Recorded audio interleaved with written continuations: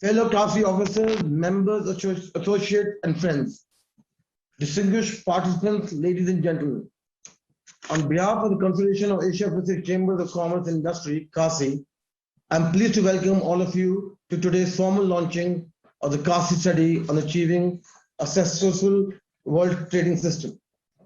We hope that today's event will provide us the opportunity to better understand and gain a clearer idea of what the goal of the World Trading Organization should be and how to go about to achieve it. Faced with the unprecedented challenges and extraordinary circumstances brought about by the ongoing pandemic, trade tensions, military conflicts, and a faltering rule-based order, the current global market environment has made trade liberalization less of a priority among many countries, therefore threatening the sustainability of the WTO. Indeed, the context of the trade issue facing business across Asia and globally has now changed. Many countries are now concerned with national security and economic self-interest, leading to a rise in nationalism and protectionism regionally and globally. And given the growing trend to pursue bilateral economic relationships among many countries, the prevailing circumstances are expected to have further adverse impact on multilateral relationships. We at CACCI recognize that this is indeed a deep-seated problem, one that is not easy to fix, hence requiring significant resources and commitment to solving, as government themselves has struggled to overcome issues with the WTO and other institutions.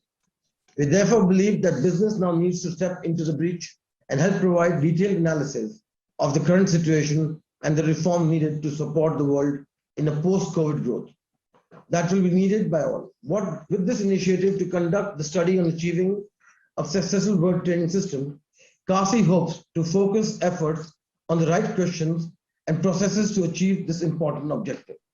The outcome of the study will hopefully assist to inform and support WTO reform to ensure that the next generation of growth has the appropriate institutional framework for rule-based trade.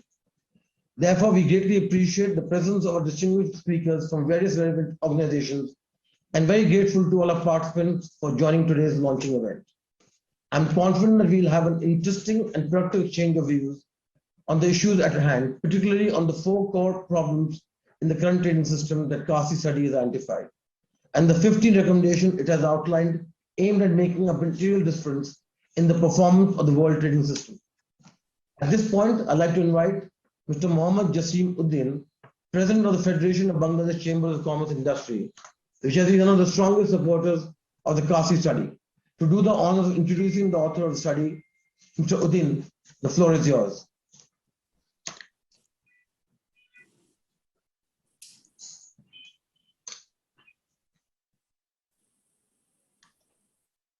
Of Asia Pacific Chamber of Commerce and Industry, Mr. Sheikh Fazli Fahim, Vice President CACCI and immediate first President at BCCI, Dr. Andrew Stoeckel, Honorary Professor, CMMA, Australian University, National University, Ms. Anabel, Deputy Director General, WTO, Professor Syed, Ferhat, Anwar,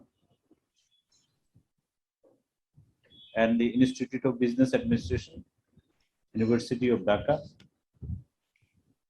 Smith Akram, Associate Professor and Director, G20 Studies, Center for TEPAV, Dr. Aditya Mato, Chief Economist, East Asia Pacific Region, World Bank, Mr. Martin Wolf, Chief Economist and commentator of Financial Times, London, Mr. Peter McLean, esteemed speaker, guest, ladies and gentlemen, Assalamu alaikum and very good afternoon from Bangladesh. Thank you very much for inviting me this launching ceremony of CACCI study on rebuilding the world trading system. FBC acknowledges and profound significance and the importance of this study on most appreciable time and consideration of the 12th WTO Ministerial Council towards ensuring the next generation of the growth has been appreciated institutional framework for rules-based trade. I would like to take this opportunity to thank you for incorporating most of the proposal put forward by FBCCI. Dear honorable members, I am ever like you all that CACCI has honored, bound, and dedicated towards unholding the inclusive interest of the all members of the CACCI that comprise mostly of developing and LDCs. It is indeed a great pleasure for me to introduce Mr. Andrew Stoeckel, who has undertaken this study on behalf of CACCI members towards achieving successful world trading system. Ladies and gentlemen, Mr. Andrew Stoeckel has honorary professor of the Australian National University Centre Applied Macroeconomic Analysis. He is also chief economist part-time at the Department of the Primaries Center of the Economies and Regional Development. Before that, I was founding chairman.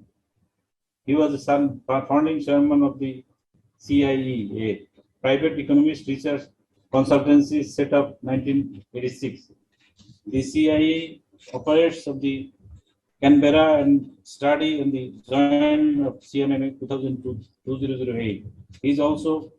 He is one of the Australian leading economists and he received his PhD from Duke University 1978. He is the specialist trade policy analyst and global microeconomy. Over his career, Andrew has gained wide experience in the public policy, commercial activities, and environmental issues. He is repatriated Australian and international firms, advised government and private firms, prepared strategic plans and industry and development, and analyzed the scenarios of the major components. So thank you very much for giving me opportunity to say something. Thank you.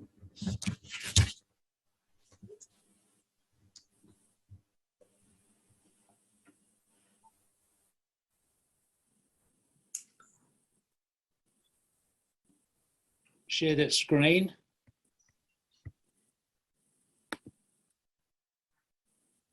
Hello, can everyone hear me? Is it?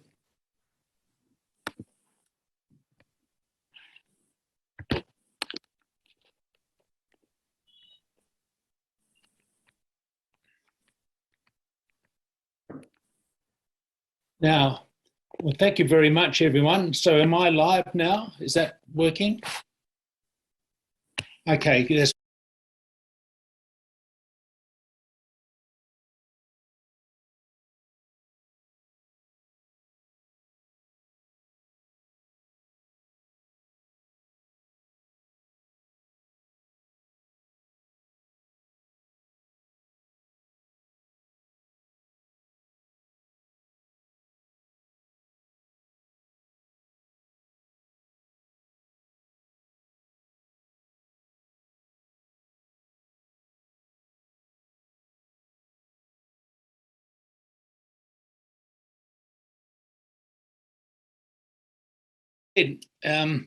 Trade is just the commercial exchange across borders, yet the views of the chambers of commerce, representing 27 countries with 150 million members, where small and medium enterprises are the engine room of most economies, the voice of these chambers is not being heard.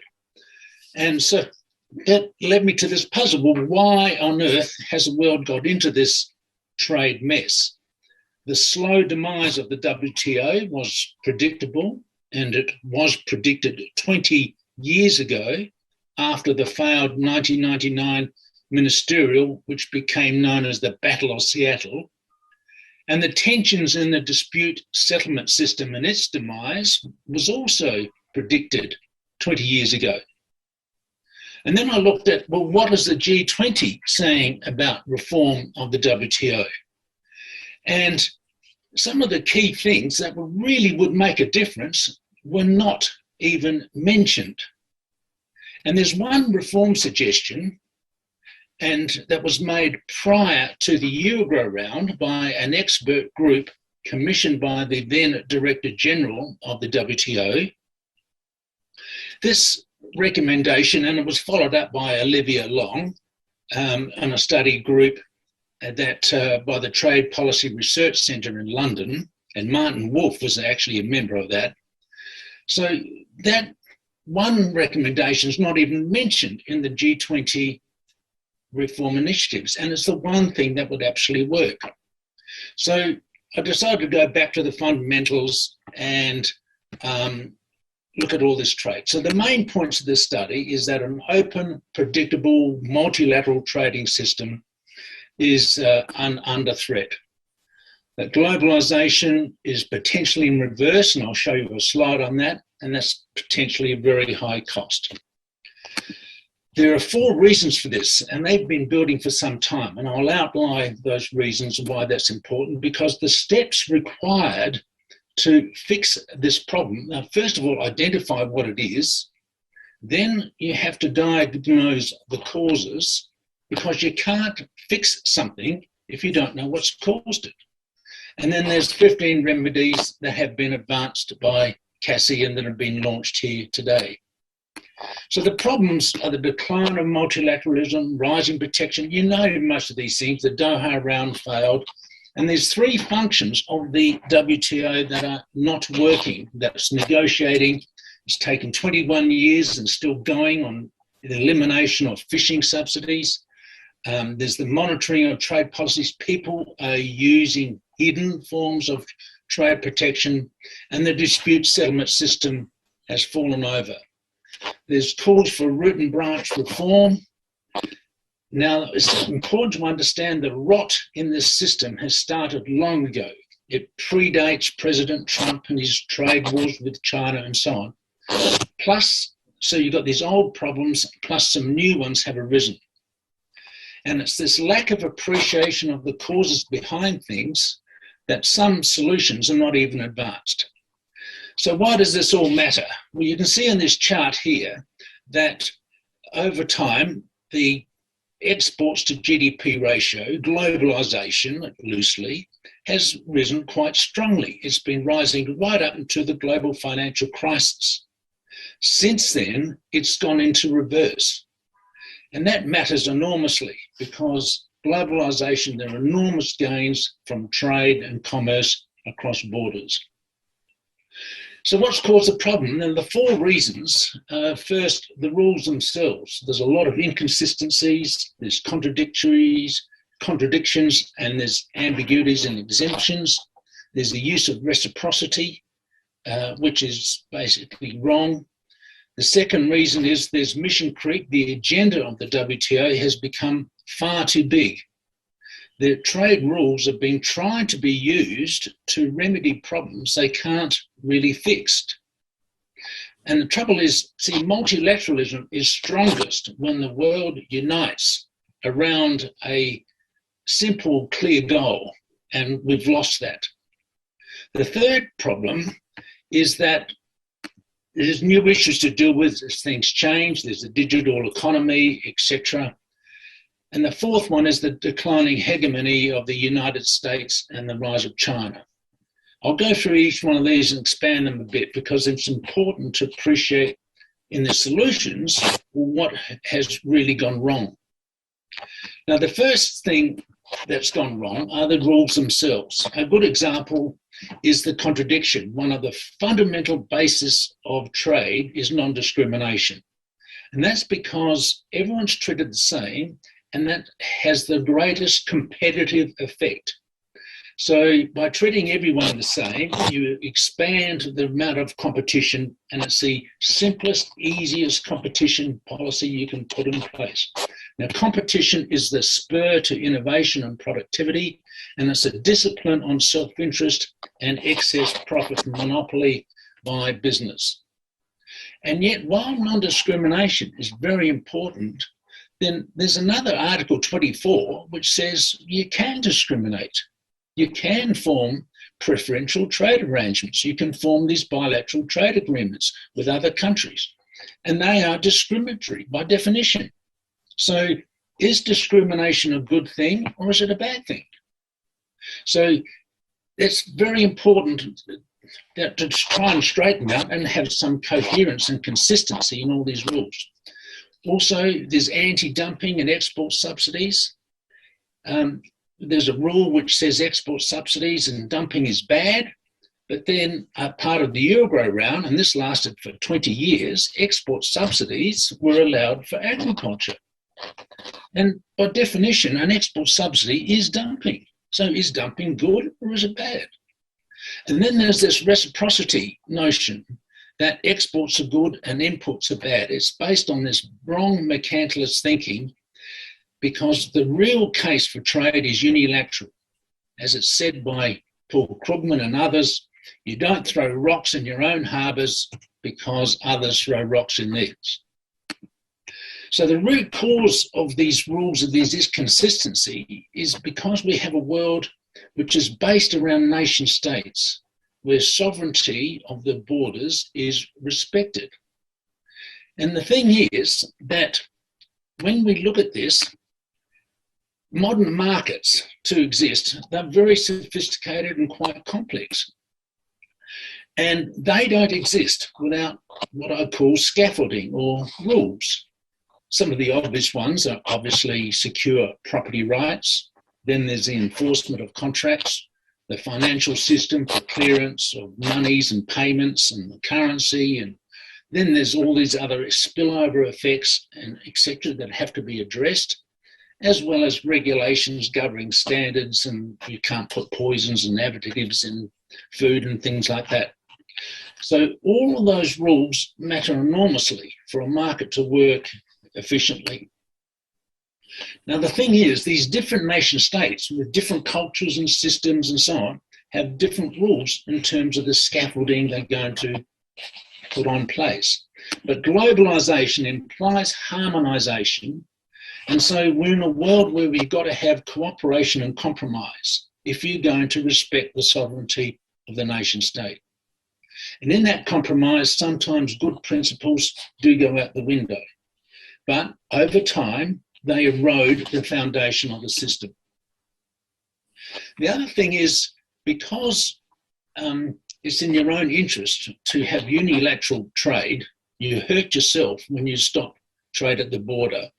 Compliance with the international rules is voluntary out of self-interest, and it's very different from compliance with domestically set rules.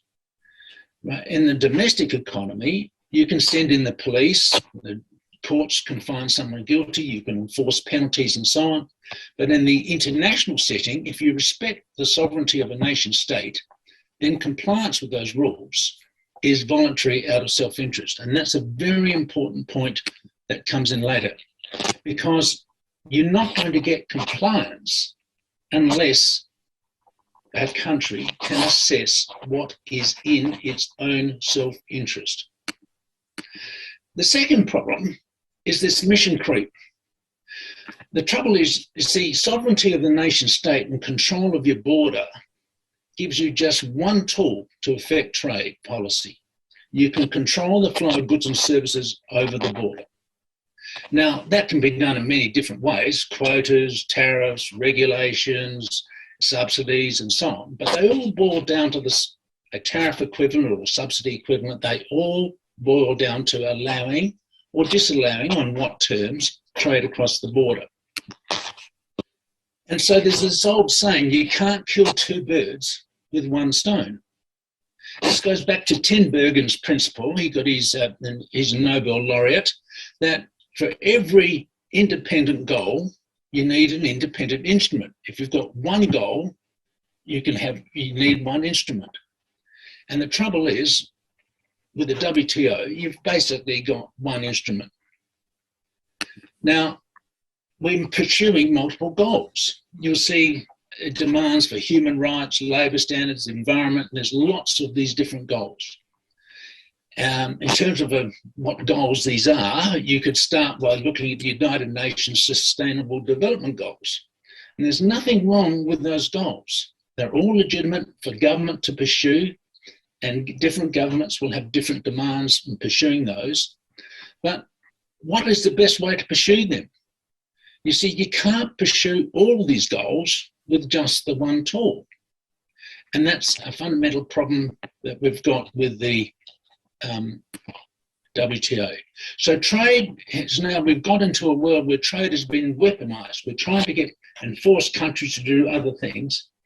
And the WTO has been asked to try and do things what it cannot achieve. So we're setting it up for failure. And then you get disrespect of the organization. Now, the thing is, multilateralism is strongest when the world is united around one goal. So that gives straight away, you can see one important recommendation by CACCI is to have a unified, single, simple goal. Problem number 3 is that there's a whole lot of new issues which are yet unaddressed, because things change with economic development and technology. The most obvious at the moment, where we're right in this massive digital revolution which is going on, the internet, e-commerce issues and cybersecurity. Now, some of those issues are directly related to trade, but others, such as privacy or interfering with the sovereignty or democratic governments through social media, these extend beyond trade. So this digital revolution is really touching every aspect of human interaction, and it's a big change. Another one that is a new issue, is becoming important, is the intellectual property. It is a pure public good because intellectual property and knowledge is non-rival. You can consume it and others can consume the idea as well. But there has to be an incentive. What is not produced cannot be consumed. So there's a conundrum here. And there's no easy answer to what the right amount or the right intellectual property arrangements might be. And in this stampede to form as many bilateral trade agreements as there are, what's happened is that there are different intellectual property arrangements between pairs of countries, and that needs a relook at. Also, though, with rising incomes, you get more calls for more public goods and solving externalities, and the obvious one here, of course, is climate change. And then there's the supply chain security, source efficiency in a post-COVID world. And the question for all these new issues is, well, what forum would be best to address these issues? And the answer is not always clear. So there's 4 recommendations here that basically more analysis, and very solid analysis quickly, is required. Problem number 4 is the changing hegemony in the world. You know, we've seen the rise of China, and everyone knows about that. The global governance post-war was mostly delivered by the United States. They were the world leader, and they basically took a very strong lead in developing a lot of those global institutions that we see today. But the US no longer the dominant power. However, it can dominate good ideas. It can form coalitions. So there's this call for the WTO reset. The G7 has called for root and branch reform. Basically, someone has got to have a lead, or a group of countries have got to lead. And so that's why we probably have to allow plurilateral agreements within the WTO. So we've even seen calls for the IMF for a new Bretton Woods type of agreement. So what should we do? Well, there's 15 things to do. The first thing is to adopt a common, simple purpose for the WTO system. Now, the recommendation in the study is to ensure that the international trading system gives each nation state the best opportunity to improve its living standards, consistent with pursuing its sustainable development goals. Now, that's close to what the G20 recommends, but it strips out some of these mission creep issues. The second recommendation is to adopt a set of principles to achieve that objective. If you wanted a sentence that would underlie those principles, it would be an open, non-discriminatory, rules-based multilateral system where interventions in trade only occur when national benefits exceed the costs. The third thing is to establish a domestic transparency institution in each domestic capital to assess what's in the national interest from trade policy. I'll come back to that one. It turns out to be critical. The fourth issue is to stop mission creep. The fifth is to multilateralize all preferential trade agreements. In one study that was done on 18 preferential trade agreements, it was found that 12 actually left the countries worse off. So multiple trade agreements with everyone and bilaterally is not the same as a multilateral system, because the minute you have a bilateral trade agreement, it's discriminatory and you have to have rules of origin. And these can be quite complex and regulatory burden for business to get on top of. Also, a preferential trade agreement cannot get at bilaterally, it cannot address a subsidy, a domestic subsidy. It can address the origin of a good and an import tariff, but it cannot address the subsidy. And a tariff is, after all, a double thing. It is a consumer tax combined with a production subsidy. So you can only ever really get at one part of this. The sixth thing is to only permit subsidies that address market failures and externalities. Now, subsidies can be good or they can be bad. For example, a subsidy on vaccine production right now, most people would judge that to be a good thing. But are they trade distorting, etc.? Where do they really stand? Number 7 is to look at anti-dumping. Anti-dumping, we should put it on a cost and a benefit basis. Anti-dumping at the moment is only based around injury. It's based on one side of the equation. There is no assessment of what the other consumer benefits might be. There's always costs in any trade or issue, but what are the benefits? There's no balance in that at all. And so anti-dumping has been labelled the protectionist weapon of choice. Sorry, let me go. I need to go back one. I skipped a second. The other one is the special and differential treatment for developing countries. That is understandably very important because trade is a very important thing for growth of developing countries. The trouble is that sometimes it's led to distortions of its own. There was a case in Mauritius where it so distorted land prices, the subsidies on sugar, that it actually was labelled the kiss of death for their economy. So we should go back and have another relook at that. We need to look at those digital economy rules. That needs some serious work, as does intellectual property. And the dispute settlement system has relied on this appellate body, which has become a law maker rather than a law interpreter.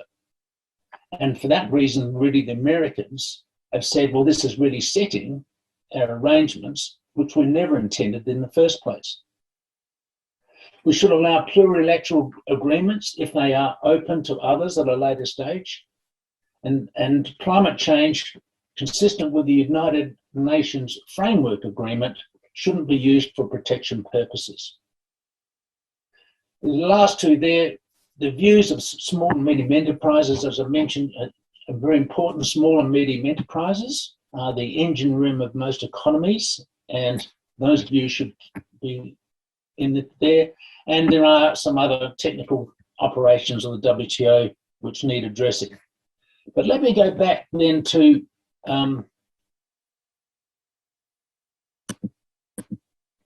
there's a lot of interaction between these different arrangements. So step number 1, identifying a simple clear purpose for the WTO system, helps step number 4. It helps prevent mission creep. And it also helps the multilateral system. Step number 3 helps step number 5, 6, and 7, right? So it becomes pretty core. It becomes a core proposal. And so the narrative, in summary, really becomes, I don't know why won't this advance? Here's the narrative. International trade is simply commerce across borders. This buying and selling across borders happens in markets. These markets do not exist without the right rules in terms of their well-functioning. It is a legitimate role for government to address spillovers, and there's millions of these. A polluted waterway here, a financial crisis there, climate change everywhere. There's heaps of these spillovers, and the governments have to address these, right? But that doesn't mean you don't do away with the market. Now, there's no one right set of rules because these depend on cultures, preferences, which vary across countries. Now, these rules for markets to work well are pointless unless they're complied with. There's no point in having them. Now, domestic law is different from international law. In a world of nation states, where sovereignty is respected, compliance with international rules is voluntary, out of self-interest. Now, here's the rub. You see, you can't act in your own self-interest if you don't measure what's in your own self-interest. And this is really done, particularly in a proper way. Domestic transparency process does that. The process of domestic transparency actually changes the politics of protection and has several avenues by which it works. First of all, it identifies what's in your national interest. Secondly, it informs and educates government, the public, and improves accountability. Thirdly, it exposes narrow vested interests, thereby weakening their influence. Fourthly, it identifies who bears the burden, encouraging reforming coalitions to form. Fifth, next, it leads to a more predictable policy environment, encouraging investment.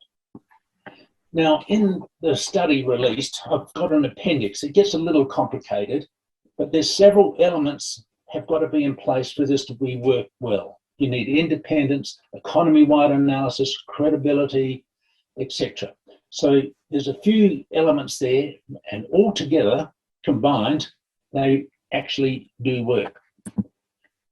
So while it works, it is often labelled as unrealistic, which is why only a few countries in the world actually employ good domestic policy transparency process. But with the world challenges that we've got in the post-global financial crisis, in a post-pandemic world, in a world where huge investments have to be made to address climate change, what is unrealistic is to ignore first best policy and ignore the thing that actually might make a difference. So thank you. Thank you, Andy, for, I don't know how to say it, but in a very precise and short form, all the work that we've done in the narrative and all the work we've done in the report. I want to just assure all the participants here that the report is far more, intense, the way Andy has put it. And Andy has been a strong supporter of CACCI and has been instrumental, along with Brian Clark, to get this report out. I'd now like to introduce Her Excellency Ms. Anabel Gonzales, WTO Director General since 2021. Ms. Gonzales is a renowned global expert on trade, investment, and economic development, has served as Minister of Foreign Trade of Costa Rica, and has been a Special Ambassador and Chief Negotiator, Vice Minister of Trade and Director General of Trade Negotiations. She's also worked as Director General of the Costa Rican Investment Promotion Agency and served at the World Bank as Senior Director of the Global Practice on Trade and Competitiveness, the WTO as the Director of Agriculture and Commodities Division, and a Senior Consultant with the Inter-American Development Bank. More recently, Ms. Gonzales has worked as a non-resident Senior Fellow with the Peterson Institute for International Economics where she hosted the virtual series Trade Winds and as the senior advisor to the Boston Consulting Group. Good morning and welcome, Your Excellency, Ms. Gonzales. I'm sure that we will benefit greatly by your insights, and the floor is all yours. Thank you. Thank you very much. And hello to everyone. It is a great pleasure to join you today and to receive this policy statement. More than ever, we need to hear the voices of all stakeholders in the trade debate. And the voice of the business community, with its real-life experience of trade, could not be more important. I welcome your Confederation's strong call for a successful global trading system. You represent the interest of over 150 million businesses across Asia and the Pacific. And I thank you for all the hard work that has gone into the policy statement and the accompanying report. And thank you very much to Andy for his presentation today. I also thank you for your commitment to the WTO and for the strength of your message ahead of the WTO's 12th Ministerial Conference later in the fall. Today, I would like to talk about two things. First, the value of the WTO, especially in times of crisis. And second, the need for the WTO to evolve and improve. On the first point, the value of the WTO, I think one must start by saying that it can sometimes feel as if the global trading system, so painstakingly built in reaction to the greatest crisis of the 20th century, has lost much of its relevance in the 21st century. Recent years have seen a rise in trade tensions, the pace of domestic trade reform has slowed, and the WTO is struggling to negotiate new rules and fix its dysfunctional dispute settlement system. There are indeed some very real challenges facing the global trading system, and I will come to them shortly. There is no doubt that the WTO must evolve and improve, as your report makes clear. And yet, in a time of crisis, the global trading system once again proved its worth. Not because the WTO achieved a major breakthrough, but rather because the WTO is part of a global system of rules-based economic cooperation, a system that over several decades has toiled quietly in the background to keep trade protectionism in check, markets broadly open, and governments from engaging in the mutually destructive beggar-thy-neighbor behavior of the 1930s. Without the WTO, the world would be more fragmented, more uncertain, and more vulnerable to shocks. That would reduce the potential of trade to grow your own businesses and make them thrive, to pull hundreds of millions of people out of poverty, as trade has done over the past 3 decades, and to fight the twin health and economic crisis we face today, as trade is doing now. So in the early 2020s, trade went into freefall. Lockdown and quarantines, travel restrictions, and border closures shut down economies around the world. But by the end of 2020, goods trade had bounced back. The WTO's latest forecast, released earlier this month, is for goods trade to increase by almost 11% in 2021, more than double the forecast for GDP growth this year. Services trade is showing tentative signs of recovery. The pandemic continues to affect some services disproportionately, not least tourism, but other sectors, services sectors, in particular those supplied digitally, like telecommunications, computer information services, are booming. Put simply, trade is driving the economic recovery. And that owes much to the WTO, because the institution is doing what it was created to do, to tilt the balance of trade measures by governments in favor of openness and facilitation instead of restrictions and red tape. The figures tell the story. Of the 380 odd trade measures introduced by WTO members in response to the pandemic, the majority, 65%, made trade easier and less costly. And of the 130 odd restrictive measures, the better part of one half had been rolled back by the middle of 2021. We expect to hear about further good news once the WTO updates its monitoring report in the coming weeks. But the picture is mixed. Even though the trade recovery is strong, it is also unequal. Our most recent estimate is that by the end of this year, exports from Europe and North America will have fully recovered the ground lost to the pandemic. Exports from Asia would have done even better, increasing by almost 15% relative to their pre-COVID level. But exports from Africa and the Middle East are forecast to remain depressed until sometime in 2022. That mirrors the K-shaped recovery in global economic output. While some regions, those with access to vaccines and sufficient fiscal firepower, are recovering strongly, others with mostly unvaccinated populations are lagging behind. The strength in global trade offers an opportunity for developing countries, especially those that are not able to provide fiscal stimulus, to jumpstart the economic recovery. But trade growth will not automatically translate into faster growth unless developing countries reactivate domestic trade reforms. The economic crisis is just one side of the pandemic. The other side is the health crisis. And here too, trade and the WTO are playing a critically important role. When the pandemic started last year, the headlines were full of stories about the global scramble for masks and other protective gear used by frontline medical workers. Almost 2 years into the pandemic, the mismatch between global supply and demand is still making the headlines. Only that this time, the stories are not about masks and other PPE, but about everything from computer chips and electronics to exercise equipment to paper to clothing.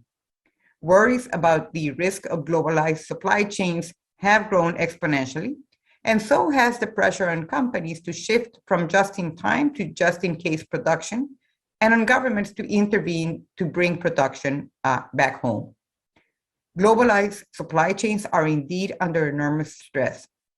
But look behind the headlines, and you will see that the story is not one of trade as a source of vulnerability. It is one of trade as a source of resilience. Take trade in medical products. Even as the value of world trade in goods fell by almost 8% in 2020, trade in medical products rose by 16%. Trade in personal protective equipment grew by nearly 50%, and trade in face masks grew by 480%.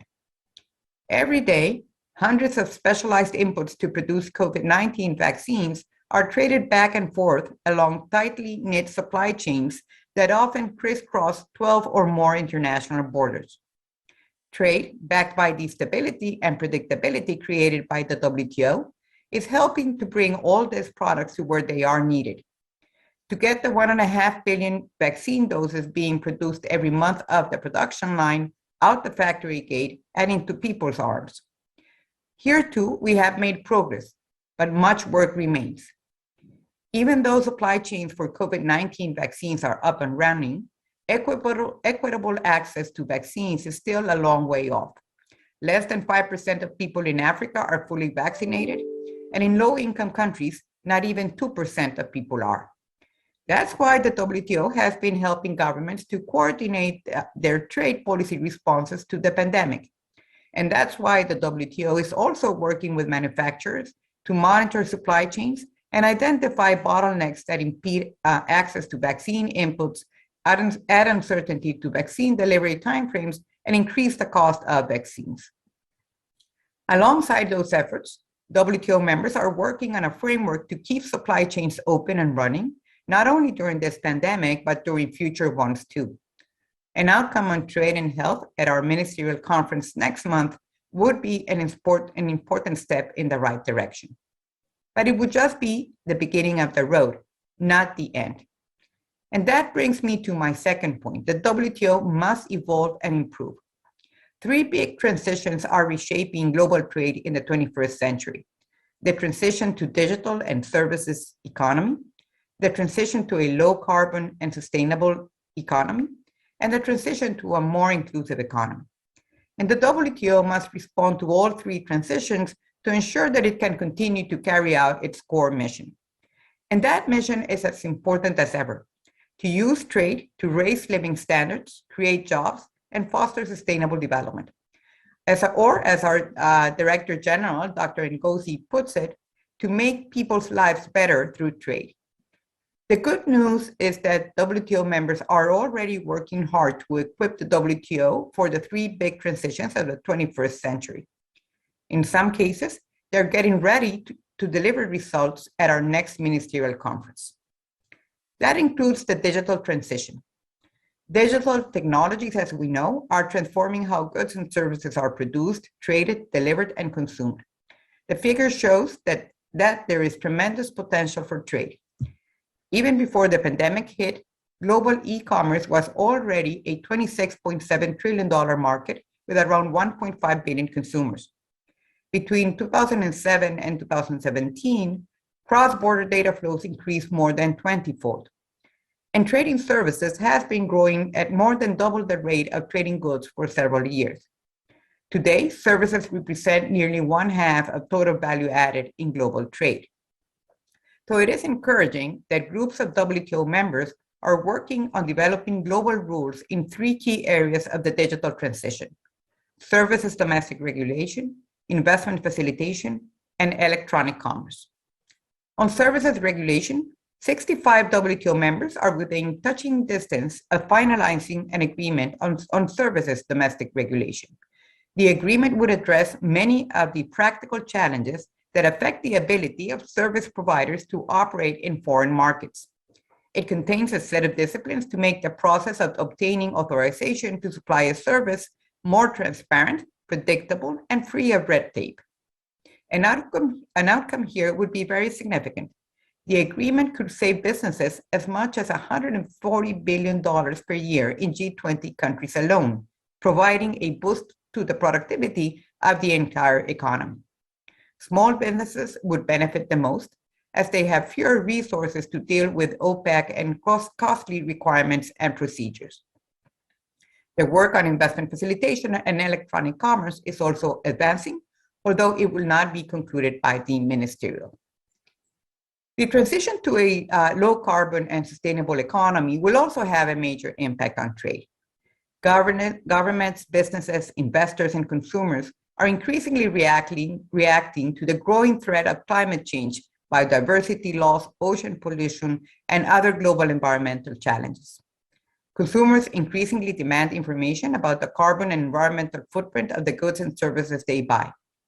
A growing number of companies are adopting climate strategies and redefining business models to tap into sources of green demand and manage growing risk to their supply chains. Investors increasingly recognize that putting their money in sustainable solutions creates value and are calling for better disclosure of climate-related risks and opportunities by corporations. And governments are putting in place more ambitious plans to cut emissions across all sectors of the economy, from energy to manufacturing to agriculture to transport. That confluence of forces is reshaping global trade. And it is also putting a focus on how the global trading system can help move the needle on reducing carbon emissions. And it has highlighted the need to bolster the capacity of the poorest countries to grasp the potential trade benefits of the low carbon transition. Groups of WTO members are trying to react to this fundamental shift. They're considering an action plan to ensure that trade plays a full role in supporting the sustainable transition, from promoting trade in climate-friendly goods and services, to eliminating inefficient fossil fuel subsidies, to ensuring that climate ambition is not undermined by trade fragmentation and conflict. Another sustainability issue that is high on the WTO agenda is the health of our oceans, and members are trying here to reach a multilateral agreement that would curb tens of billions of dollars in harmful fishery subsidies. Those subsidies encourage overfishing and overcapacity and are a threat to marine fish stocks and the livelihood of coastal communities. Now, the third big transition that I would like to mention is the shift to inclusive economies. In the span of our lifetimes, trade has created opportunities for hundreds of millions of people to lift themselves out of poverty. And that is really an extraordinary achievement. But it should not hide the fact that some countries, some groups of workers, and some communities have been left behind. for reasons that have less to do with trade and more to do with technological change and inadequate domestic social policies. Yet, there's no denying that the WTO can do more for inclusive growth. Take small businesses. Helping them to connect to regional and global value chains would extend the benefits of trade across more people. Small businesses represent 95% of all companies worldwide. They contribute to around 35% to GDP in developing economies and 50% in developed countries. And they're an important source of jobs, especially for women and young people. But small businesses remain underrepresented in trade. A group of 95 members is trying to change that at the WTO. Last year, they agreed on guidelines for enhancing access to market information and trade data to include small businesses in regulatory development, to cut red tape, and to improve access to trade finance, where small businesses face much higher rejection rates than larger businesses. Here, let me highlight that I could not agree more with the observation in your policy statement and also mentioned by Andy in his presentation, that the exports good, imports bad mindset, so deeply ingrained in some trade ministries around the world, has been highly detrimental to the interests of small businesses, poor people, and the inclusiveness of trade. That's why your idea to set up a proper domestic transparency process to identify what is in the nation's interest has merit and deserves to be further explored. I see many possible synergies between a domestic transparency process and WTO notifications, monitoring, and peer review processes, not least the trade policy review mechanism. Now, the WTO response to the digital, low carbon, and inclusiveness transitions calls not just for the negotiation of new global rules. It also calls for the reform of the WTO's capacity to implement existing WTO agreements and to settle disputes. I know that reforming the WTO dispute settlement system is an issue of particular interest to the business community and a key goal of WTO reform. A first step would be to find agreement among all members on what type of changes they want to see. That's what we are focusing on ahead of our upcoming ministerial conference. Members have set out several proposals to reform the WTO. Some touch on totemic principles like special and differential treatment for developing countries. Others seek to build on what some people have called the real jewel in the WTO crown. That is, the day-to-day work of committees like the TBT and SPS committees to promote transparency and resolve trade frictions pragmatically and cooperatively. And yet, other reform ideas relate to the support governments provide to their industrial and agricultural products and concerns about the impact on that support on competition and trade. WTO members need to engage with each other on WTO reform in good faith, recognizing that it is in their self-interest to do so, as your report clearly states. Let me conclude by saying that you are the main users of the global trading system, and your voice has a big impact on the future direction of the WTO.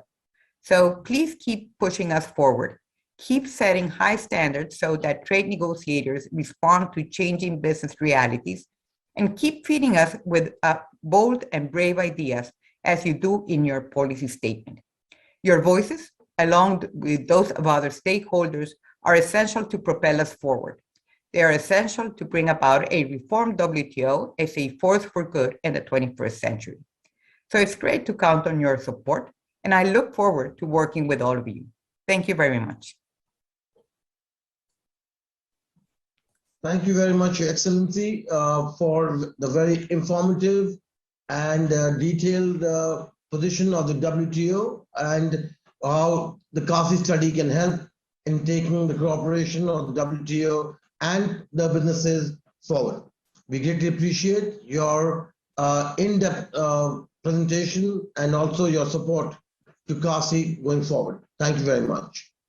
And I'd like to invite Sheikh Faisal Fahim, CACCI Vice President from Bangladesh, former President of FBCCI, to come to the introduction to the next panel of speakers. Sheikh Fahim, the floor is yours. Thank you, Mr. President. Thank you, WTO DDG, Ms. Anabel Gonzales. At this point, I'd like to introduce esteemed panelists. First to go is Professor Syed Ferhat Anwar, He is a professor, senior professor at the Institute of Business Administration at University of Dhaka, chief advisor of Bangladesh Brand Forum, chief patron of Marketing Society Bangladesh, founder director of Bhotia Center for Marketing Excellence, University of Dhaka, founder director of Bangladesh Marketing and Social Research Forum, founder member of International Council for Small Businesses, vice president of Asia Marketing Federation. Dr. Syed Ferhat Anwar, you have 10 minutes for your presentation. Thank you. Thank you so much, honorable delegates. Good day to you all. Thank you so much for having me and for the pertinent question. I will try and address the question by first outlining the benefits attained from WTO and next focus on some of the issues that will further strengthen distinction. We must appreciate the differences in venues for providing new avenues and must not consider homogeneity to be better than heterogeneity. And that is the reason why I personally feel that when we look at agenda which are directed towards, let's suppose, the developing nations or the LDCs, we may at times be looking at policies which are being pushed upon them, which are more probably directed towards or more conducive for the developed nations. However, saying so, I would like to be very clear. We must understand that 3/4 of WTO members are either developing or LDCs. Thus, it is evident that majority of the members in one form or the other are receiving benefit as member country. In addition, being an organization of member countries, exchange of ideas results in enhancement of trade opportunities.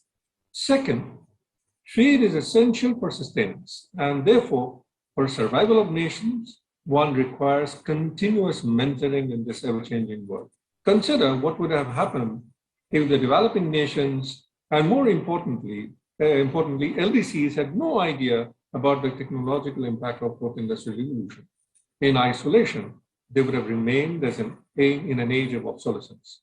There is again no doubt that WTO has helped nations to be contemporary and even ahead of times through sharing of future consequences. Third, being local is not an answer.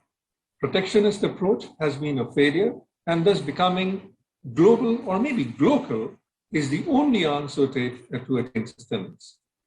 WTO has played a vital role in connecting nations. The balancing of wants and demands through exchange of information and helping developing capabilities is a major contribution as well. Fourth, production of off-patented products by developing and least developed nations is another great opportunity created by WTO. This has ensured both the participation of nations and availability of products such as medicines at affordable price. Fifth, one of the major contributions of WTO centers around creation of ethical and moral principles, standards, and norms to conduct and govern individual and firms' behavior. They are now laws and regulations of developing and least developed nations. Different codes of conduct are specified that every international business player must observe. This has further resulted in appreciation of global governance on nations. Sixth, one must also appreciate the fact that WTO has helped the member countries through keeping them strongly linked with the UN bodies. They have many a times ensured humanitarian aid for member nations through United Nations and even at times organized their own initiatives. This initiative must also be appreciated. 7. China, United States, and well-to-do European nations are major trade partners of developing and least developed nations. Share of exports by developed countries and LDCs has almost doubled in the last decade. This indeed is a huge achievement. Countries which were considered burden for the world have turned around and are now considered success stories of the world. This is, for me, one of the greatest achievements of WTO. In addition, some of the standard advantages for developing nations and LDCs regularly featured by WTO does include longer period of implementing agreements and commitments, increasing trading opportunities and support to help them build the infrastructure, handle disputes, though this has been questioned quite a lot, implementing technical standards, and of course, receiving special treatment, including exemptions from many provisions. However, question is, are they enough? I believe one needs to understand that in this diverse but essentially power-prone world, one must have a system or organization which can provide support for continued development of economies. Thus, we need to look at additional dimensions to ensure that WTO is not only considered a mere facilitating agency, but more importantly, an indispensable partner. To ensure that the developing and these developed nations continue to thrive for the greater good of the world, rebuilding strategy may take into consideration some of the following. One, revisiting global value chain measure is one of the major examples of how we can help developing nations. Imagine if we were to calculate value based on person hour rather than monetary value. That too at host country exchange rate. The value addition mathematics will change dramatically.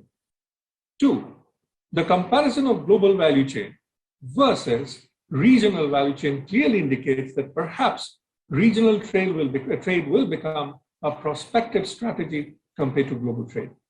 This is important for reassessing the role of WTO and developing strategic guidelines for global trade. Three, aid for trade for me is a misnomer. If a country pays, say, $100 worth of tariff and receives $50 worth of aid from the same country, and that too in terms of technical aid, what accounting standard should one follow? Four, the focus on an SDG agenda and benefits associated with implementation of an SDG requires special focus. Many developing nations have efficiently incorporated SDG agenda within their systems with multiple measures.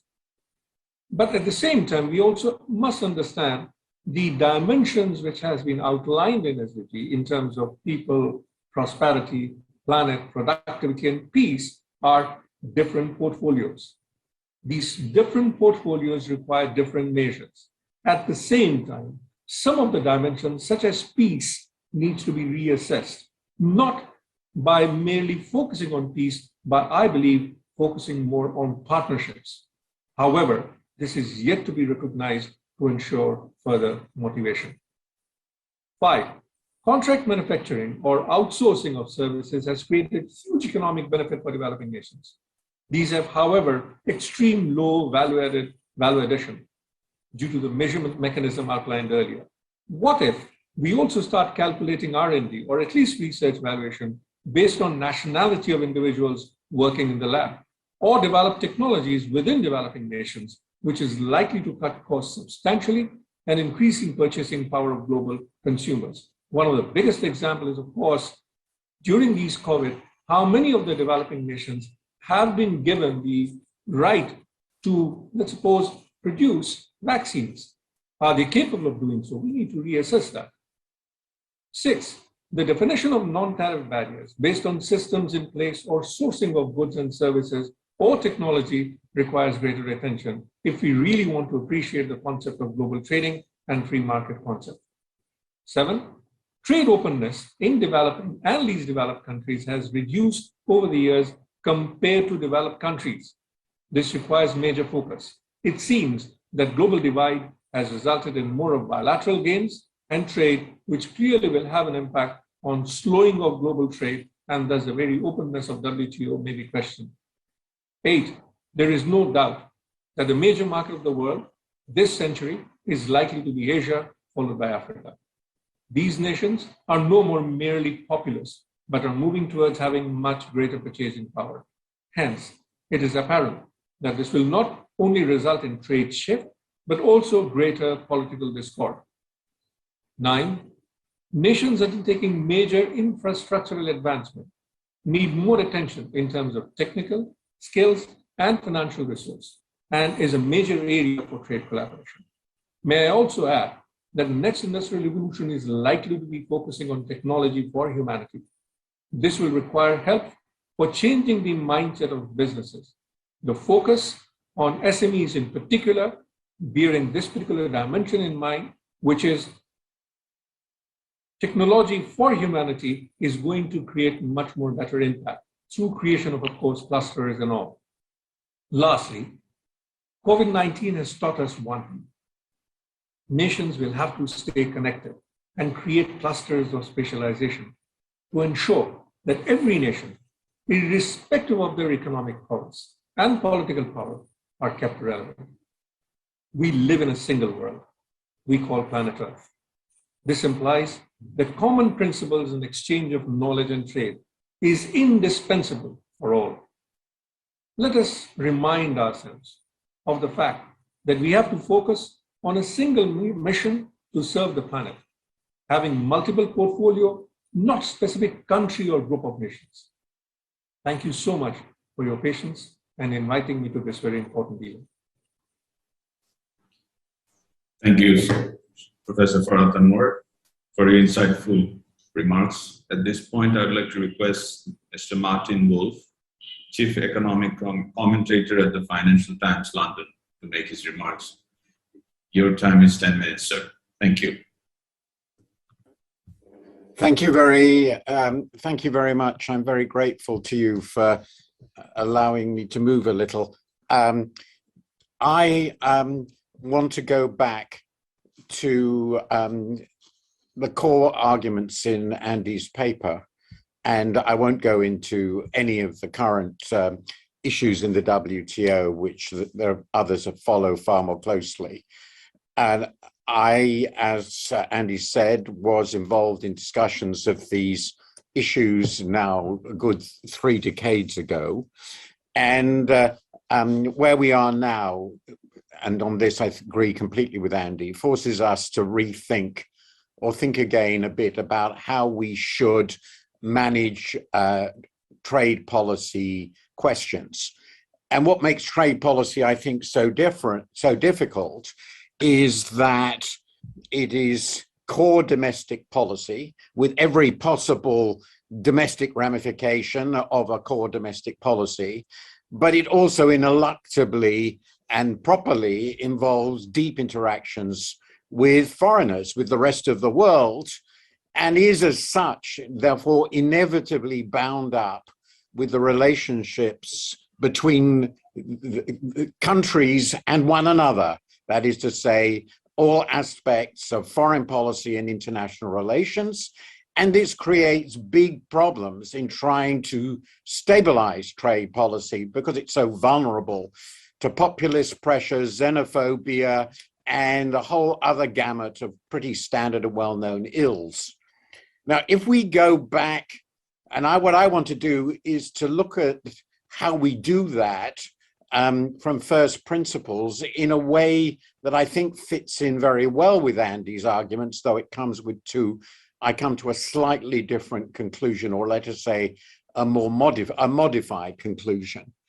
There are essentially, it seems to me, 2 ways one can go about bringing order into the inevitably disorderly business of trade policy, disorderly essentially for the reasons I've outlined, that it is subject to immense domestic political pressures and of all kinds, while also involving deep relations with the rest of the world.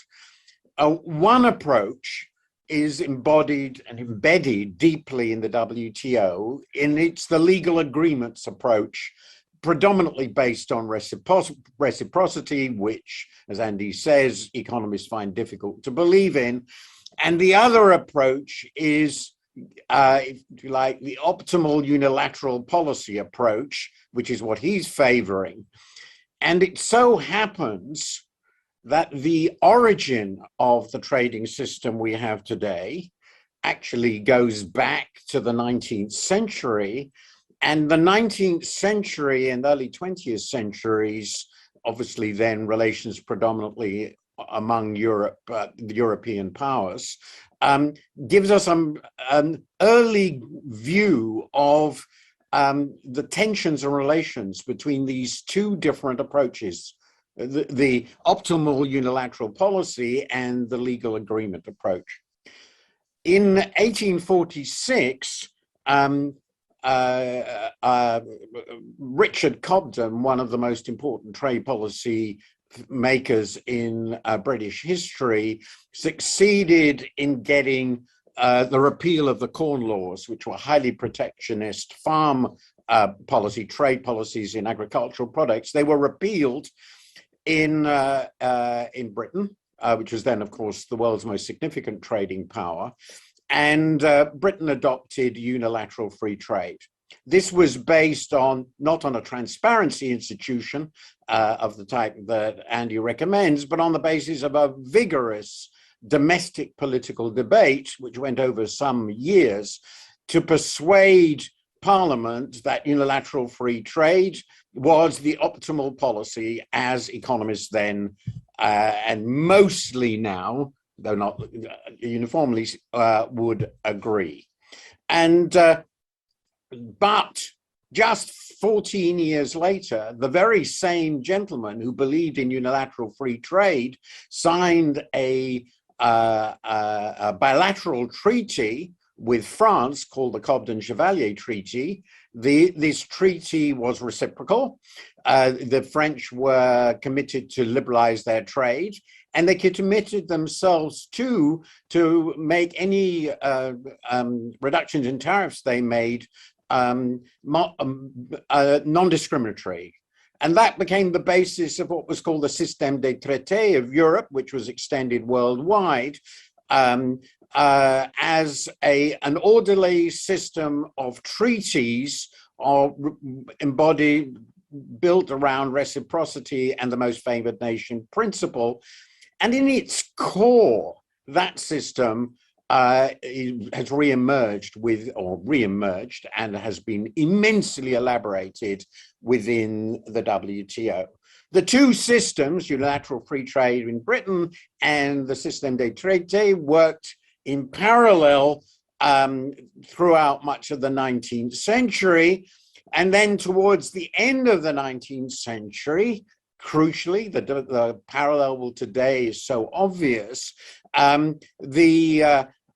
we saw the rise of two new great economic powers, which were also great political powers, increasingly powerful countries, the United States and Germany. Both believe passionately in industrial policy, the former, the US, under the intellectual influence of Alexander Hamilton, and Germany, of course, under the influence of an equally great believer in industrial policy, Friedrich List. The US was highly protectionist, Germany became increasingly protectionist. Their industrial policies were perceived as immensely successful, promoting development and growth. As they rose into power, Britain became increasingly frightened, and the commitment to unilateral free trade in Britain was eroded and ultimately collapsed. And after the First World War, with subsequent history, the entire framework of the Système des Traités disappeared, dissolved completely, and everybody abandoned unilateral free trade with colossal consequences. Why have I gone through all that history? Because it seems to me perfectly obvious we're seeing a repeat of the same deep political processes, that we have significant powers who are no longer committed to the idea that unilateral free trade is an optimal policy for them. We have an increasing belief that industrial policy is successful and powerful, and that indeed it is an important reason for China's success, that our right way to respond to that is with nationalist and mercantilist policies of our own. And of course, the international agreement we have, the WTO, is as illegitimate as the Système des Traités became and the agreements reached under it. And for very obvious reasons, it's corroding away. It's corroding away under the impact of changed ideas and changed domestic and international politics. So the question is, can we resuscitate it?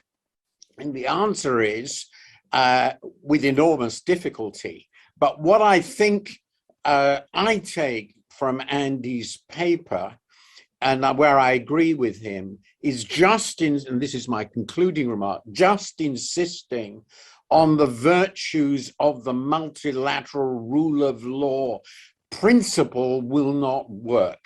And it will not work, or at least will not work for the most important countries, because the countries that matter most for maintaining a multilateral open system, namely the great powers, are the ones that feel that they depend on it least. They basically believe they have, to a significant degree, a unilateral option. And that corrodes the system at its core. And I think it's true for the United States, and I believe it's always been true of China. And that corrodes the system politically profoundly. And until they change their view, that remains the case. So you have to change to the domestic politics of powers. This is an incredibly difficult challenge, but I certainly agree with Andy that part of the way you change the domestic politics of powers is by bringing this back into the domestic political debate about what is optimal policy and putting trade properly within the panoply of domestic policy measures and analyzed in the right way against other policies. Now, the difficulty with making this work is this is very technocratic, and we're not living in a technocratic age, to put it mildly. But it does seem to me another arrow we will need in our quiver if we are to have any chance of sustaining the system now better than it was sustained in the late 19th century and early 20th century when it dissolved completely. Thank you very much. That's all I have to say.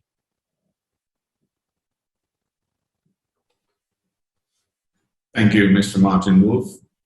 At this moment, I would request Professor Syed Akman, Associate Professor and Director of G20 Studies Center at TEPAV, who, along with Professor Syed Ferhat Anwar, has contributed to this study by Dr. Andrew. Teaching faculty at TOB, Ankara, visiting researcher at the European University Institute, Florence, London School of Economics, London, former instructor of regional trade policy courses at the WTO. Over to you, Professor Syed Akman. Your time is 10 minutes. Thank you, sir. Thank you very much. Can you hear my voice? Okay. Thank you for inviting me to this event as a panelist. Actually, I appreciate to be a part of this process from the earlier stages. And it's my pleasure if my earlier remarks have been helpful. And I believe much of the credit should go to Professor Stoeckel and CACCI Secretariat, of course. The report, Rebuilding the World Trading System, aptly reminds us the objectives as enshrined in the preamble of the WTO and the basic philosophy behind international exchange of goods and services, that we need to have access to what we need at the lowest cost.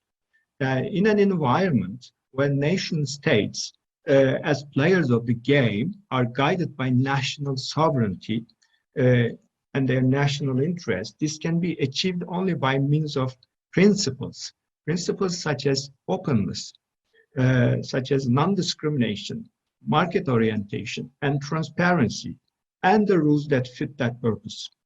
This is exactly the reason why we needed both GATT and WTO, because the WTO had strong enforcement mechanisms and based on voluntary but binding commitments.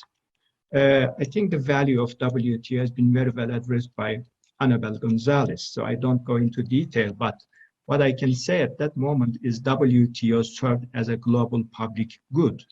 It provided a forum for negotiations because trading nations had little incentive to curb tariffs or other measures in a classical formulation of terms of trade theory, puts it. So absent such an international regime, I think we end up with a spiral of unilateral measures, but not liberalizing measures, mostly restricting measures that will be responded by retaliatory measures, responses from other countries. So GATT and WTO had been an insurance policy to prevent the renege on commitments. and it provided a good legal framework, I think, to act as a support for agreed liberalization. So what happens now? Why we need a more successful system, or just to put it, why we need to rebuild the system? Why do we need reforms then for the WTO? Because it's very well documented that by many studies, by many people, it's in gridlock because it needs some kind of revision in its rulemaking function. Its dispute settlement system has been deadlocked, where appellate body has been argued to go over its original mandate. And the transparency and monitoring functions, another important function of the system, need to be strengthened. Of course, all the global developments required member states, and that has been the case also in the years of GATT, that they should be expanded into commitments, not only tariffs, but into non-tariff and beyond the border measures, such commitments on domestic instruments.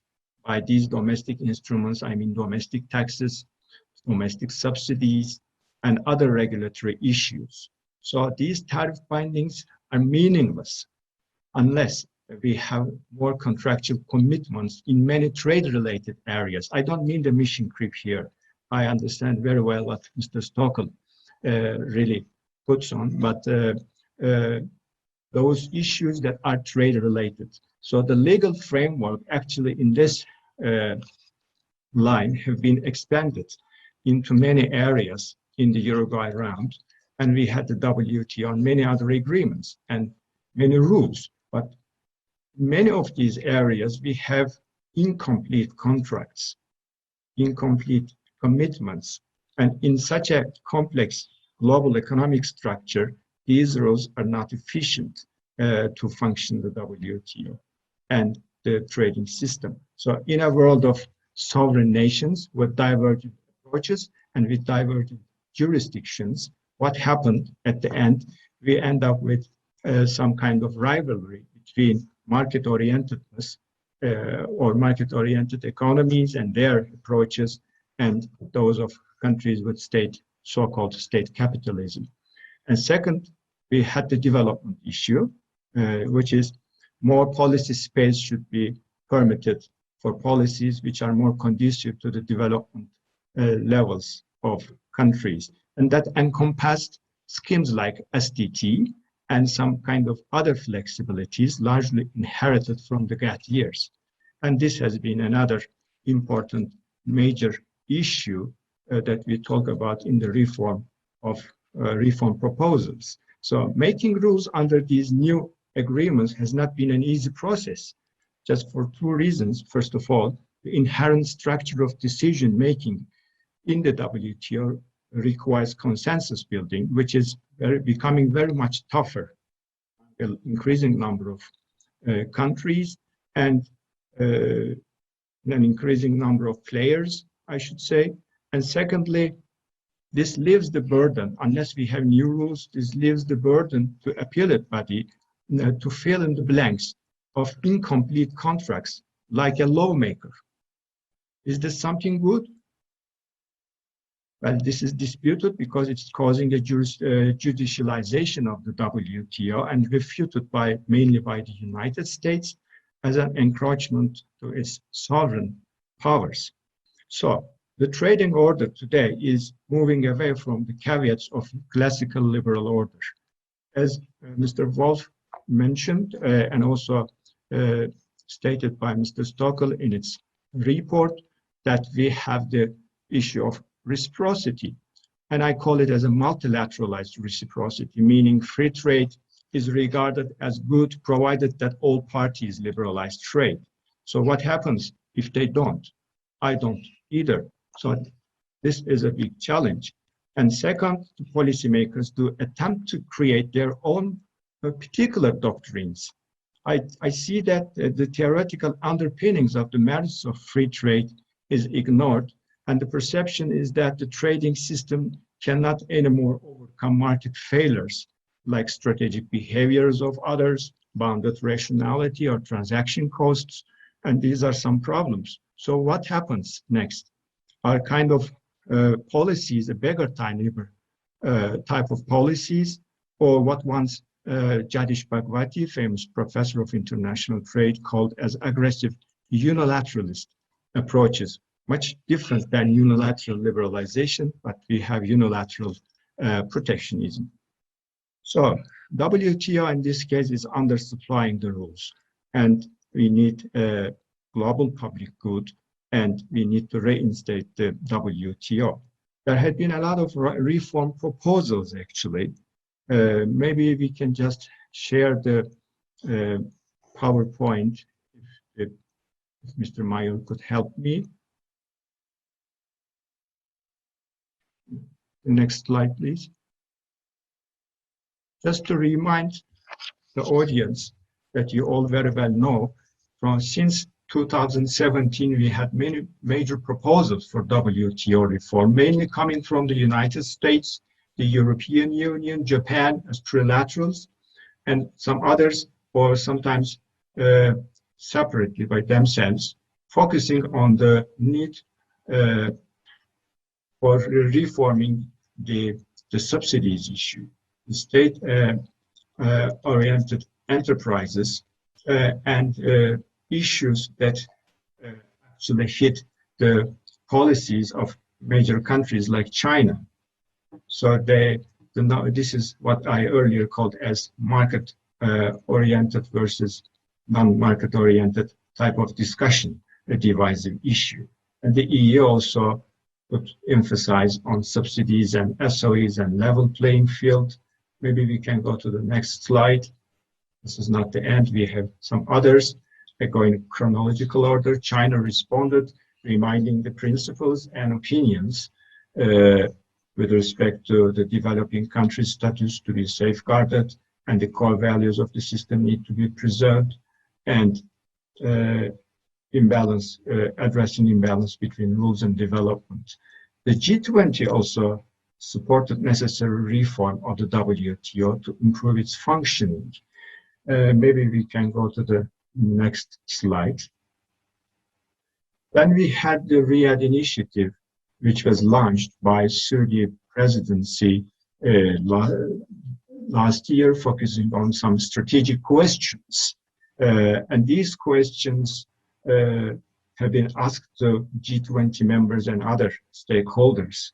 And Chair had a summary with some common objectives, like to realize a free, fair, non-discriminatory, transparent, predictable, stable trade and investment environment.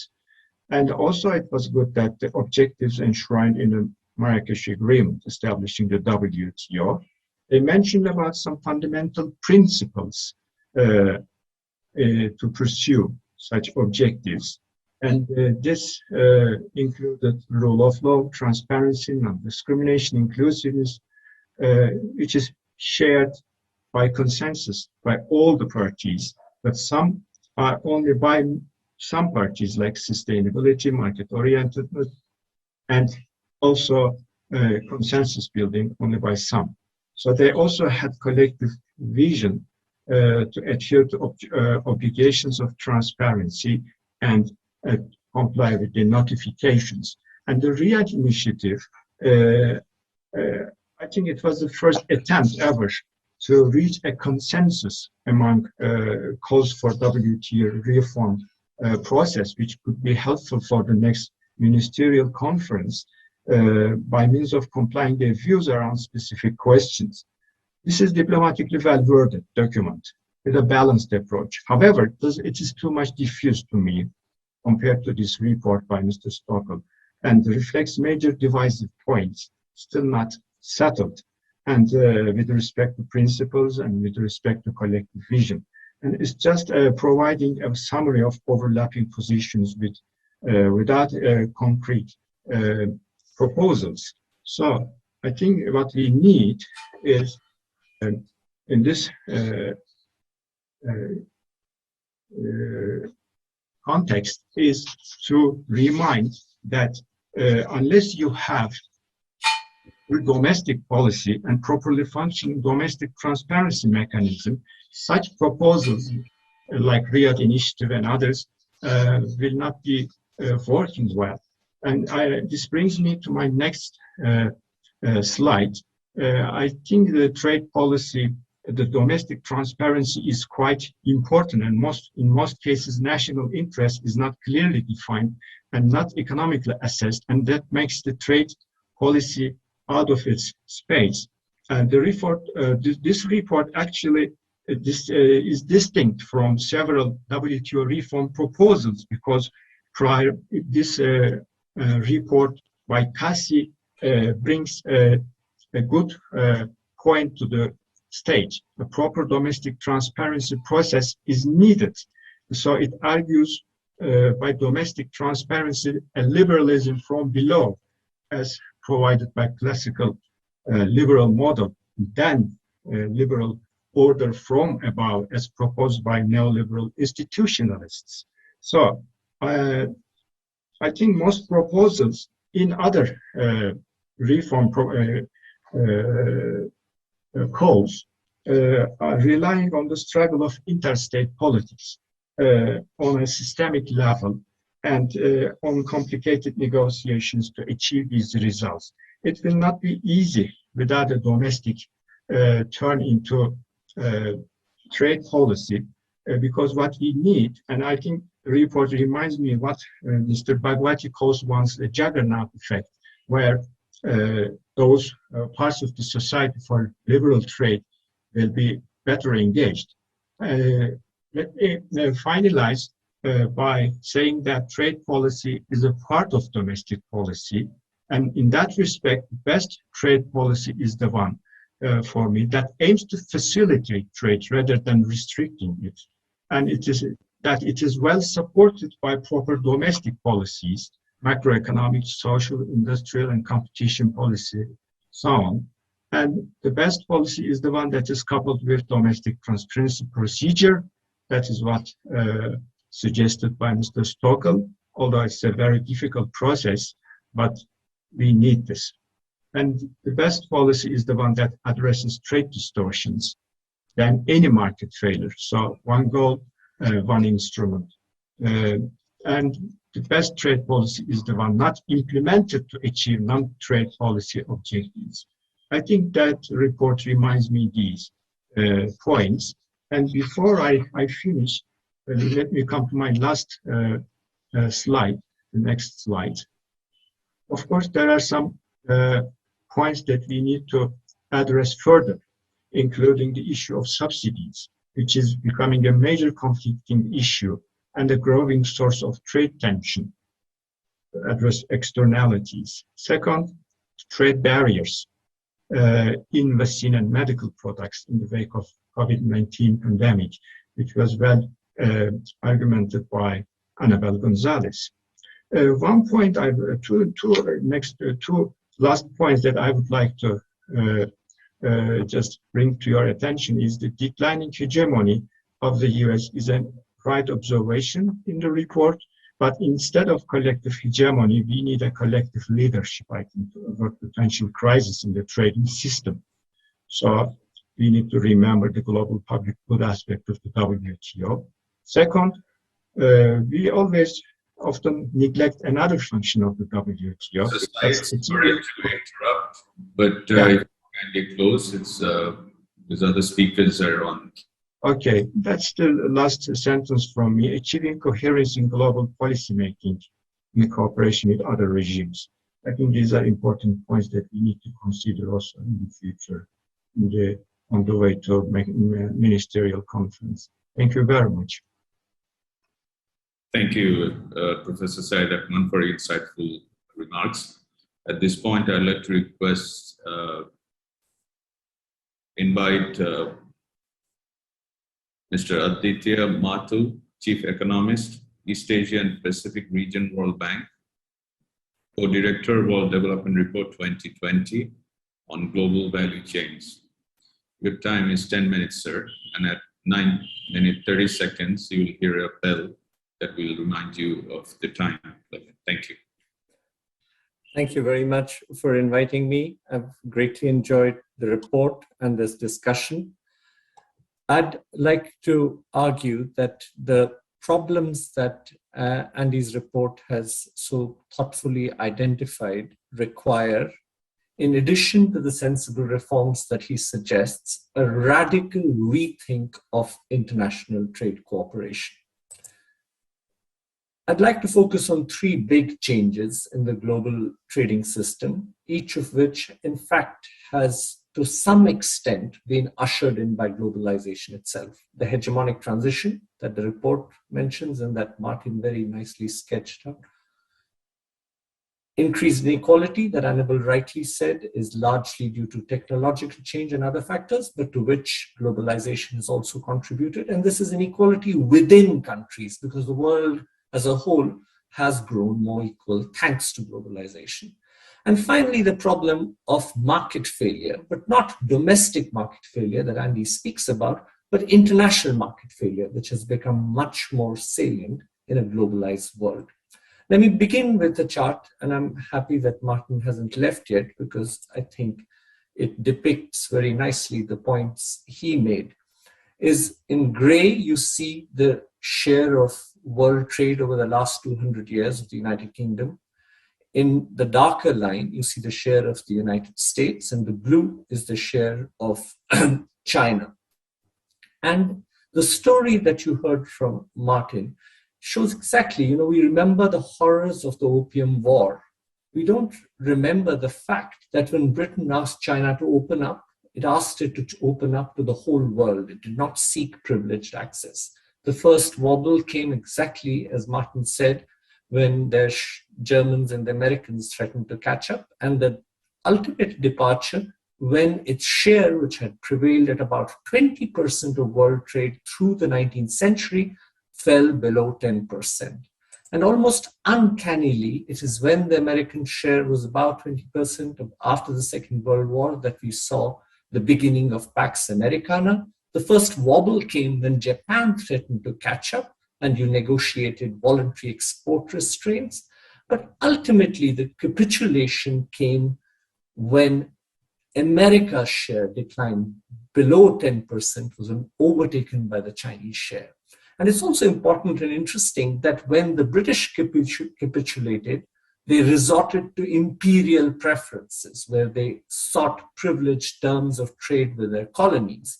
And the American capitulation was marked by the negotiation of the Trans-Pacific Partnership, which in a way is a modern counterpart of an imperial preference arrangement. Now, I think why this matters is because when we think of reciprocity, you have a problem of a relatively open incumbent, the United States, confronting a relatively protected rising power. And that leads to a change in how reciprocity works. Instead of the positive sum game of exchanging liberalization for liberalization, the incumbent threatens protection to induce liberalization. But in order to do so credibly, you need to obtain these short-term gains of improved access, which translate into what economists call improved terms of trade, by debasing the currency of legal commitments. Because you need to throw the fundamental principle of unconditional, non-discriminatory treatment, which is a pillar of the WTO, you need that principle to be defenestrated. And that does durable damage to the system, as we've seen.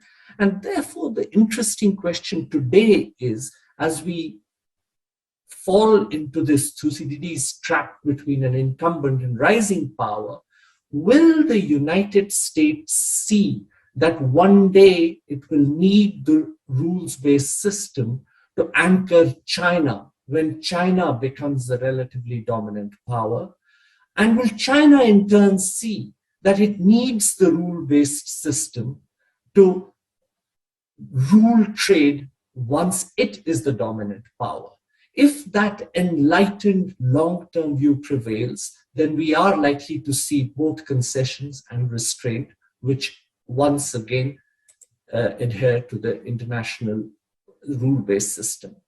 But apart from this international shift, there are domestic shifts. the political economy of trade is in effect being turned on its head. The classical view of national trade policy and trade negotiations has been that it's driven by concentrated producer interests. This is why you see protection in the first place, and that's why trade negotiations really have been about producer interests seeking improved access to foreign markets and in return offering improved access to their domestic market. But I will argue here very briefly that globalized production and ownership has weakened the link between producer interests and national trade policy, and in fact led to a democratization of trade policy to favor more diffuse and less mobile labor and consumer interests. And that matters for how trade negotiations are conducted, because workers in industrial countries have, as Anabel said, suffered technological change, but also suffered on account of greater competition with low-wage countries. So their increased political influence would only lead to them favoring greater openness if they shared in the gains from trade.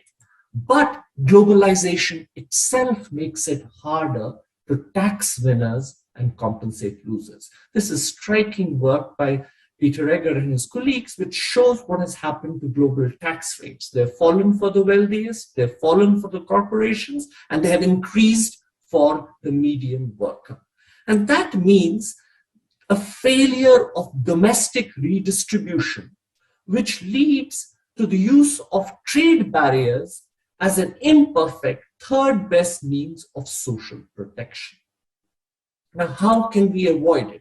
That you need cooperation beyond trade to somehow keep trade open.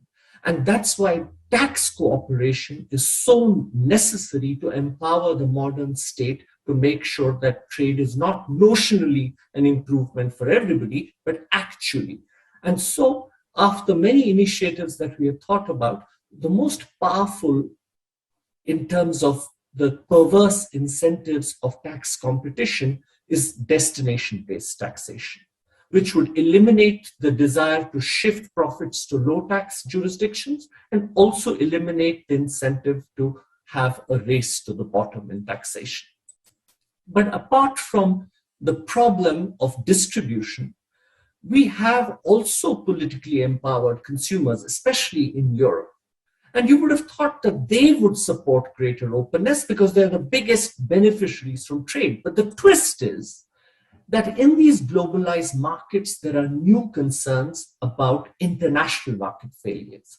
Andy nicely talks about sovereigns, but one problem is sovereigns watch out for themselves, not what happens to the citizens and consumers and workers of other countries. And that means that the worry that you will be victims of your data being stolen or exploited by foreign monopolies or be vulnerable to default by foreign financial institutions is leading to the use of protection as an imperfect means of regulatory precaution. And the solution for this is revealed by what happened when the European Court of Justice threatened to cut off data flows between the EU and US, which would have brought this whole, edifice of modern trade crashing. What happened was not a trade agreement, but a regulatory commitment. The promise by the United States to adhere to European standards for European consumers, a privacy shield of what began as a safe harbor, and the plurilateralization of that agreement was the crucial provisions in this comprehensive partnership, which was negotiated, the new incarnation of the TPP, which was exactly the same bargain, that you will let data flow in return of a promise by other countries to keep that data safe and to protect consumers. And this fundamental idea, this regulatory commitment could be a crucial ingredient of reassuring consumers that they will not be exploited by foreign monopolies, a key tension between Europe and the United States, for example, in digital services, how to deal with state-related enterprises, the Huawei problem, how to deal with even the key issue of labor mobility during the COVID era. Ultimately, it is the reassurance by the source that its workers, its services will be provided in a way that watch out for the consumers in other countries in a way that there is no mechanism today. How is this different? Because it's crucially dealing with international regulatory externalities where action or inaction by one state imposes costs on other people. It's different from standard trade negotiations, which are more about you open your market, I open my market. It's also different from what is happening within, say, the European Union, where you strive for some degree of harmonization or mutual recognition, because that's never going to happen between India and the EU, or even between the US and the EU. What happens instead is this diagonal commitment. The exporter promising to watch out for consumers in the importing country in return for access to markets. If somehow we could negotiate these diagonal deals, that's what is needed in this new insecure world to provide the reassurance which would keep trade open. To sum up, we see now, and I didn't tell you why now, but that is in the paper that I cite, a fundamental change in the global structure, which is creating this disruption that Martin referred to, as we saw between the wars. What needs to be done is a rethinking of reciprocity. Perhaps this is what Jagdish Bhagwati called, that this exchanging of protection for protection now needs to come to an openness in an absolute sense between the incumbent and the rising power. We need to think about how states can be empowered to make trade good for everyone and how consumers can be protected in an increasingly insecure world. I think the only conclusion I disagree with Andy's is that, or I should say in a way I agree with him, that the WTOs are overloaded. But I do think we need cooperation beyond trade, not necessarily in the WTO, to keep trade open. Thank you very much for inviting me, and I really appreciate that all of you have stayed and waited for me to finish. I'm grateful. Thank you so much. Thank you so much, Mr. Aditya Mathu, for your insightful presentations and remarks. At this point, I'd like to call upon Mr. Brian Clark, one of the instrumental team member for this initiative. Mr. Brian Clark, over to you. Thank you very much, Sheikh Basil, for him and to all of the speakers. It's been really wonderful. Unfortunately, we have run over time, as you know, perhaps is the way in some of these things, but the conversation has been extraordinary. I'd like to introduce the CACCI Vice President, Mr. Peter McMullen from Australia, to provide some wrap-up conversation or a few remarks and then close the session. But from my perspective, this has just been such a wonderful conversation. I'm so delighted, and thank you all for your insights and time tonight. Peter. Thank you, Brian, and thank you all. And thank all the participants for your participation tonight on behalf of CACCI and on behalf of our member countries. As President Samir said earlier, CACCI works actively with its member chambers and nations to support their success, not only in the trade area, but many others. And as many of the speakers have alluded to, the world is in transition at the moment in so many ways, where we're facing digital transition, we're looking at a lower carbon economy, we're looking at the inclusive economy, and CACCI is engaged in all these issues. The decision to commission this particular study was an important one for CACCI, and we propose to promote the issues raised and the comments that have been made in respect of Andy Stoeckl's report, not only with our member chambers and the nations that we are involved with, but more broadly across the globe. Your participation tonight and the quality of your presentations today is much appreciated by the members and nations of CACCI, and will be an exemplar for future engagement with your counterparts across the globe as we move forward. What we want you to do is to elevate the importance of trade domestically and internationally, and the WTO, to your business and political leaders. We know that the reform of the WTO, while essential, is no easy task, and we will need the combined support of the many governments in the region that you are involved with and other governments throughout the world to achieve the change that we have all advocated for during this valuable session. Your contributions today are an important part of the journey in supporting the WTO as a global good. And this is an early step. We welcome you to be part on this journey. We look forward to working with you over the years ahead. But thank you very much for all your contributions tonight. They've been really valuable. And we will be promoting this report around the world as the months and years unfold. So thank you so much for your presentations tonight, and good evening. And thank you for joining us.